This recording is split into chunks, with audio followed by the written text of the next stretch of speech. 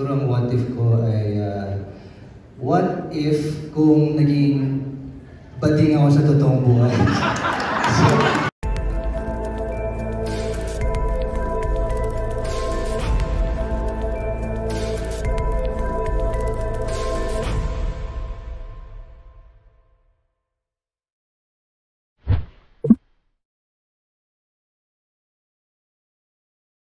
Si Dennis, ano yung sagot mo for that? Kasi this is for all of them. Kailangan mo sa buhay pag-ibig, masyadong seryoso na tayo ang buhay pag-ibig eh.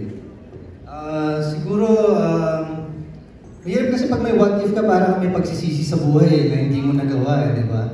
Ako siguro hindi masyado makarelate, kaya siguro ang what if ko ay, what if kung naging bading ako sa totoong buhay? So, siguro, ang saya siguro nun, di ba? Hindi ko siguro bakalan namin, siguro boyfriends. Yun yung second part. Magkaka-part 2 pala. Nakabuhay yung husband's lover. Alam mo, panalo ka talaga din. Pang-tiktok ka talaga. Yung mga head writer po natin. Sa pag-ibig na what if eh, di ba? Oo, di ba? Ba talaga? Sobra mo kaming napapasaya sa TikTok. Saan ka ba humuhugot ng inspiration mo doon? At energy? At ang mga dance moves mo? Ay, wow!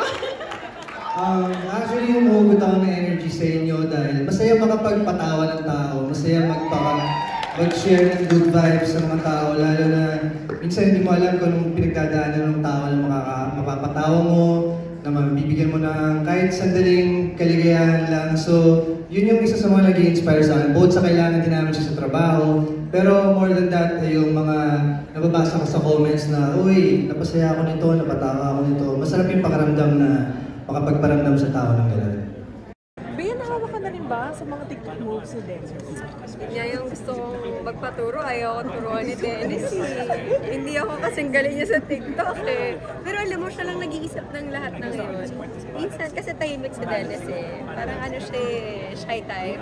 Parang minsan gusto kong pasukin yung utak niya, tapos gusto kong malaman siya ano yung tumatakbo. Kasi minsan, hindi na lang siya mag-isa, tumatawag. Gusto kong sabihin, i-share mo naman. Puro kalokohan siguro nasa loob ng ulo niya. Nahuli mo ba nag-TikTok sa set? Hindi ko nahuli, hindi niya ever pinakita sa amin. Doon ka magtataka. Oo. Nagtatago ako eh. Dennis, parang we're loving it. Yung total brand, yung imaging mo ngayon na akala namin before serious, mysterious. Pero sobrang alam mo rin pala. At netizens love it. Well, siguro magpaganda yung paminsan-minsan ginagulat ko yung mga tao para maging buhay pa rin yung interest nila sa'yo, di ba? Para hindi mo nila mga boys at palagi mong ginagawa. Kailangan siguro minsan magpakita ka o mag-share ka ng something para mabuhay yung interest nila. Tapos pa mga gusto mong moves na gawin. Bahala na, tingnan mo ano yung mga uso tapos mga pakita ko.